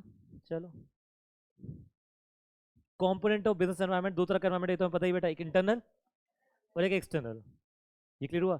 अच्छा इंटरनल तो अपना खुद का ही होगा ना, अपना खुद का वैल्यू सिस्टम, अपने खुद का मिशन, अपने खुद का ऑब्जेक्टिव, आपका स्ट्रक्चर क्या ऑर्गेनाइजेशन का। जैसे अब अमेजोन है, अच्छा देखो कितना सही स्ट्रैटेजी लगती है मुझे इन लोगों की। और जैसे गूगल है, गूगल में जो अभी सीईओ हैं जो सुंदर पिचाई जी सीईओ हैं, they he is not the owner of the Google, Larry Page is the owner of the Google, लेकिन उन्होंने खुद सीईओ नहीं बने, सीईओ मतलब उन्होंने ऑपरेशन को मैनेज नहीं किया, क्योंकि मुझे लगता है शायद वो उधर चलेगा दूसरी तरफ, जो चल रहा है वो मैनेज कोई और करे, हम नया सोचेंगे। अच्छा ये चीज़ मुझे लगता है अमेजोन को समझ में आई, जेफ बेजोस को, इसलिए स्टेप बैक कर गया from the position of the CEO, और अब कोई और सीईओ आ गए, तो उनको लगता होगा ना कि मुझे भी तो कुछ अब नया करना है, तो स्ट्रक्चर क्रिएट करते हैं ना ऐसा कि मतलब एक एग्जिस्टिंग स्ट्रक्चर ऐसा बना देते हैं कि भैया अब मैं यहाँ से चला भी जाऊंगा ना, तब भी ये एज इट इज क्या होता रहेगा? चलता रहेगा, और इससे रिलेटेड चेंजेस भी होते रहेंगे, मुझे तो बस अब कुछ और नया सोचना है जो ये नहीं सोच पा रहे। तो this is I think great structure. Corporate culture है हमारा, क्योंकि जितना हमारा अच्छा कॉर्पोरेट कल्चर होगा उतना एम्प्लॉयज़ हमारे से खुश रहेंगे, और इतना एम्प्लॉयज़ खुश उतना अच्छा क्या होगा? बिजनेस होगा। क्वालिटी ऑफ ह्यूमन रिसोर्सेज, कितने अच्छे लोग हैं आपके पास काम करने के लिए, अब इंडियन जैसे आलसी लोग जाएंगे काम करने के लिए तो क्या काम होंगे? लेबर यूनियन आपको पता है कितना फिट करती है, यूनियन मिलके चले बिजनेस के साथ दोनों आगे बढ़ेंगे, अगेंस्ट में चले ना वो चलेंगे ना बिजनेस चलेगा। फिजिकल रिसोर्सेज मिलते रहेंगे बढ़िया है, टेक्नोलॉजी बदलते रहेंगे बढ़िया है। अब एक कौन सा एनवायरमेंट हो गया बेटा? एक्सटर्नल। एक्सटर्नल दो तरह का, एक माइक्रो एक मैक्रो। माइक्रो मतलब, या फिर ऐसा इसको ऐसे भी डिफाइन कर सकते हैं माइक्रो मैक्रो को, माइक्रो विच अफेक्ट एवरीवन, हाँ ठीक है ना। तो क्या कहते हैं, मतलब ये ऐसे हैं, एक मिनट रुको ना, इधर इंटरनल एनवायरनमेंट आ गया पहले, तो कौन सा आ गया, अच्छा मैं एक बार पहले नीचे ला जाऊँ, थोड़ा एक्सटर्नल आ गया है ना। तो दो तरह का एनवायरनमेंट हो गया, एक हो गया माइक्रो और एक क्या हो गया, मैक्रो, है ना। अच्छा इनको लगा क्या डिफाइन करना, माइक्रो मैक्रो क्या होता है मतलब मेरे हिसाब से micro is which might affect you लेकिन दूसरों को ना करे, और मैक्रो मतलब जो सबको अफेक्ट करता है, जैसे कि एग्जांपल से थोड़ा और क्लियर हो जाएगा। जैसे ये हमारा ये एग्जांपल्स हो, जैसे इकोनॉमिकल हो गया, पॉलिटिकल हो गया, टेक्नोलॉजी हो गई, ग्लोबल हो गया, सोशो कल्चर हो गया, डेमोग्राफिक हो गया, डेमोग्राफिक मतलब आप किस एरिया में रहते हो, तो ये सबको अफेक्ट करते हैं। और माइक्रो मतलब, अच्छा आपके सप्लायर तो आपको अफेक्ट करेंगे ना, जरूरी तो नहीं है आपका सप्लायर सबको अफेक्ट करेगा। ऑर्गेनाइजेशन, कस्टमर, आपका कस्टमर आपको अफेक्ट करेगा, दूसरे को नहीं करेगा। इंटरमीडियरीज, तो ये सब कौन से हो गए फैक्टर, माइक्रो। और एक कौन से हो गए, माइक्रो मतलब जो एक पर्टिकुलर को अफेक्ट करे सबको ना करे, और जो सबको अफेक्ट करे वो क्या, माइक्रो। आप समझ गए ना बेटा। जैसे इकोनॉमिकल, पॉलिटिकल, अच्छा गवर्नमेंट है, लॉ है, ये तो सबको अफेक्ट कर सकता है ना, ये कोई पर्टिकुलर किसी बंदे को थोड़ी ना अफेक्ट कर सकते हैं। इंटरनल एनवायरमेंट आपको पता ही है बेटा, ये हमने पढ़ी ली, आई थिंक इजी है, पढ़ लोगे आप लोग, है ना, हाँ बोल दो। एक्सटर्नली मैंने आपको बता दिया दो तरह का, एक माइक्रो और एक मैक्रो। उसके बाद नेक्स्ट है स्वॉट एनालिसिस, जैसे हम पढ़ चुके हैं। स्वॉट मतलब क्या होता है, एस बोले तो स्ट्रेंथ, डब्ल्यू बोले तो वीकनेस, ओ बोले तो अपॉर्चुनिटी, और टी बोले तो थ्रेट्स। अपनी स्ट्रेंथ से अपॉर्चुनिटी ग्रैब करो, और वीकनेस को देखो ताकि थ्रेट्स ना आ पाए। क्योंकि थ्रेट आता क्यों है, क्योंकि वीकनेस है। और आप अपॉर्चुनिटी को तभी ग्रैब कर पाओगे अगर आपके पास स्ट्रेंथ है, तो ये करना बहुत जरूरी है, क्या स्ट्रेंथ है क्या वीकनेस है। जैसे अगर आप, जैसे दो, जैसे मैं आपको आपके पढ़ने के पॉइंट ऑफ व्यू से बताऊं, अगर आपको लगता है कि आपकी स्ट्रेंथ है वो प्रैक्टिकल, और आपको लगता है थ्योरी क्या है, वीक है, तो आप ज़्यादा फोकस करते हो प्रैक्टिकल पे। और लेकिन आपको पता है थ्योरी वीक है, लेकिन मेहनत तो उसमें भी करनी है, क्योंकि थ्रेट लगता है आपको, मतलब वीक है तो आपको लगता है यहाँ से गड़बड़ हो सकती है, तो मेहनत तो आप उसमें भी करते हो ताकि आप उससे भी बच जाओ। और मतलब 60-60 ले आए हम लोग उसमें, क्या कहते हैं, प्रैक्टिकल में, और 40-40 अगर हमारे किस में आ गए, थ्योरी में, तुम्हारा काम हो जाएगा। या उल्टा भी कर सकते हो, थ्योरी अच्छी प्रैक्टिकल वीक, तो भी हो सकता है। अरे दोनों ठीक ठाक, फिर तो आप रैंक के लिए जाओ। आप समझे ना। तो अपनी स्ट्रेंथ को देखो, वीकनेस को देखो, स्ट्रेंथ से अपॉर्चुनिटी को ग्रैब करो, और वीकनेस से थ्रेट्स को दूर करो। सॉरी। तो यही हो गया बेटा, क्या कहते हैं, स्ट्रेंथ को यूज करके अपने स्ट्रेंथ को यूज करो, और वीकनेस को क्या करो, कम करो, अपॉर्चुनिटी को ग्रैब करो, कैपिटलाइज मतलब उसको और थ्रेट को खत्म करो। अब आगे दूसरा का एनवायरमेंट, एक माइक्रो और एक मैक्रो। अच्छा माइक्रो मतलब जो आपके डे टू डे फंक्शनिंग को क्या करता है, अफेक्ट करता है, और जो आपको ओवरऑल अफेक्ट करता है वो कौन सा हो गया बेटा, मैक्रो, ठीक है, करेक्ट। तो माइक्रो में भी आपको स्ट्रेंथ भी देखनी है, वीकनेस भी होते हैं, और मैक्रो से आपको अपॉर्चुनिटी मिलती है, और क्या मिलता है, थ्रेट मिलते हैं, क्योंकि ये तो आपका हो गया ना स्ट्रेंथ और वीकनेस, तो ये माइक्रो हो गया, और ये वाला मैक्रो हो गया अपॉर्चुनिटी और थ्रेट्स।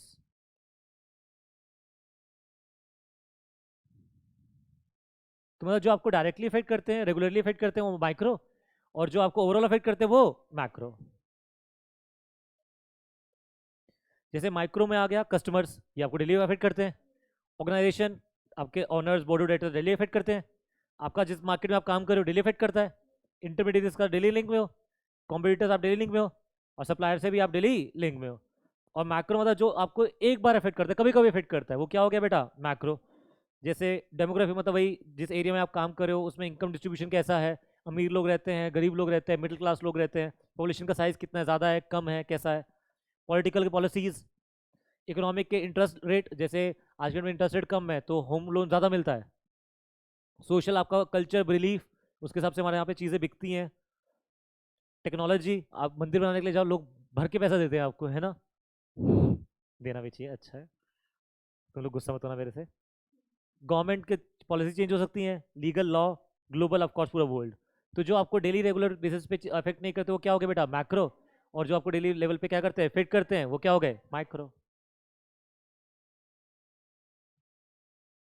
फिर वही मैक्रो लेवल को दोबारा एक्सप्लेन कर दिया, customers, I think this is easy, है ना। कस्टमर्स आ गए, कॉम्पिटिटर्स आ गया, गोइंग फर्दर इज ऑर्गेनाइजेशन का स्ट्रक्चर आ गया, उसके अंदर ऑनर्स हैं, बोर्ड ऑफ डायरेक्टर्स हैं, एम्प्लॉयज हैं, जिस मार्केट में आप काम करो उसमें प्राइस क्या रखना है आपको, आपको कॉस्ट क्या है, वो सब चीज़ें, suppliers. I think this is सारा वही है, इंटरमीडिएट रेस, फिर मैक्रो का एक्सप्लेन कर, डेमोग्राफिक मतलब वही हो गया।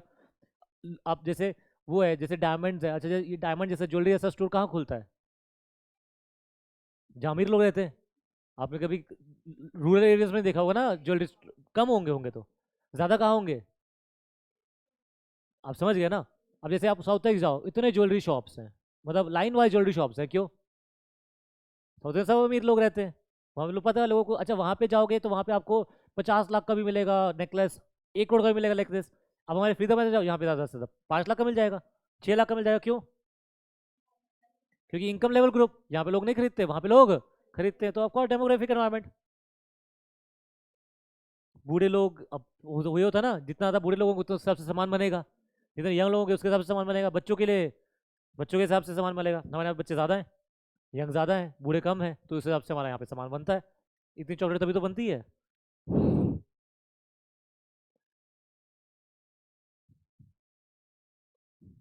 तो वही बता रहा कि पॉपुलेशन का साइज अफेक्ट करता है आपको। अच्छा हमारे इंडिया का सबसे बड़ी बात क्या है? पॉपुलेशन। अच्छा अगर वो एक खराबी है तो वो फायदा भी है। आप देखो ना, कुछ भी बना लो, सब चलता है इंडिया में। अच्छा एक मोमोज वाले भी चल रहा है, आप समझो, अच्छा कितने मोमोज वाले खोल लो, आप बस कोई बिजनेस नहीं, क्या करो? मोमोज बेच लो। बेस्ट है, करना क्या है, 2 4 लोग पकड़ के लाने हैं आपको, जो मोमोज बनाने आते हैं, उनके पास पैसा होगा नहीं, आप उनको सपोर्ट करो, वो आपके लिए मोमोज बनाएंगे, आप एक छोटा सा ठेला लगा लो, बेचो, कमाओ। देखो ना, पॉपुलेशन है, इतना पॉपुलेशन है, लोग आएंगे। ज्योग्राफिकल डिस्ट्रीब्यूशन तो समझ गए ना आप, मतलब किस एरिया में आप काम करते हो। एथनिक मिक्स मतलब किन लोगों के बीच में आप काम करते हो, तो सब चीज़ हो गया। डाइवर्सिटी है, वो तो पता ही है, हर हर चीज़ में अलग अलग जगह है। इनकम डिस्ट्रीब्यूशन अफेक्ट करता है, जहाँ पे ज़्यादा लोग रिच लोग रहते होंगे वहाँ पे उस हिसाब से समान होगा, जहाँ गरीब लोग रहते होंगे वहाँ पे उस हिसाब से समान होगा, मिडिल क्लास के लिए मिडिल क्लास जैसा समान होगा।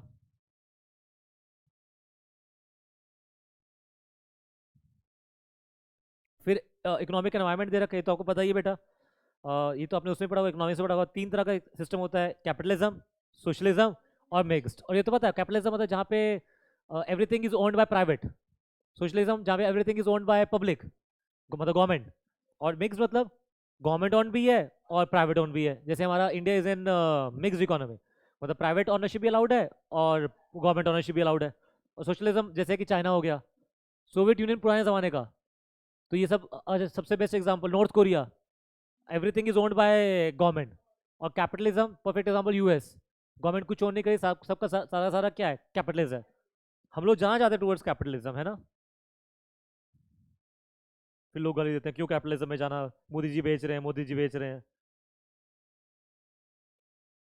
इकोनॉमिक कंडीशन अफेक्ट करता है, ऑफ कोर्स। इकोनॉमिक कंडीशन मतलब हमारा जीडीपी, जीडीपी तो आपको पता है बेटा, ग्रोस डोमेस्टिक प्रोडक्ट, कितना हम सामान बनाते हैं। इकोनॉमिक कंडीशन फैक्टर्स ये अफेक्ट करते हैं हमारे इंटरेस्ट रेट, ये हमारे प्रोडक्ट और सर्विसेज के सेल को क्या करते हैं, अफेक्ट करते हैं। Economic policy like industry policy affect करती है। फिजिकल पॉलिसी मतलब कितना गवर्नमेंट स्पेंड कर रही है, जैसे इस बार का बहुत अच्छा है, मतलब इस बार जो स्पेंड कर रहे हैं गवर्नमेंट बहुत ज़्यादा कर रही है, क्यों? क्योंकि अभी स्पेंड करने का बहुत टाइम है, मतलब लोगों को पैसा चाहिए तो स्पेंडिंग ज़्यादा है। मॉनेटरी पॉलिसी वही इंटरेस्ट रेट को बढ़ाना घटाना, इकोनॉमिक्स वाली बात होगी, है ना। फॉरेन इन्वेस्टमेंट को लेकर आना, कैसे लेकर आना, कहाँ अलाउ करना, कहाँ अलाउ नहीं करना, ये फिट करता है बिजनेस को। जैसे अब पहली बार टाटा वो बना रहा है, क्या कहते हैं, फाइटिंग प्लेन्स बना रहा है, पहली बार बनाया है इंडिया में टाटा ने। एक्सपोर्ट इंपोर्ट पॉलिसी भी क्या करता है, फिट करता है। पॉलिटिकल लीगल एनवायरमेंट वही एक्सटर्नल का पार्ट है, इसमें गवर्नमेंट आता है, लीगल आता है, पॉलिटिकल आता है। सोशल कल्चर, आपका कल्चर है, हमारी बिलीफ, हमारी सोच, हम लोग कैसे सामान खरीदते हैं, कैसे सामान नहीं खरीदते। आज इतना ही करें क्या, है ना, या तो फिर आप एक काम करो, सोशल कल्चर तो रीड कर लो। टेक्नोलॉजी भी वही, आई थिंक यहाँ तक रीड करना ही पड़ेगा आपको, टेक्नोलॉजी तक, है ना, क्योंकि इट्स ऑल सेम नाउ। बस यहाँ तक कर लो, फिर ग्लोबल एनवायरनमेंट से हम लोग नेक्स्ट क्लास में कर लेंगे।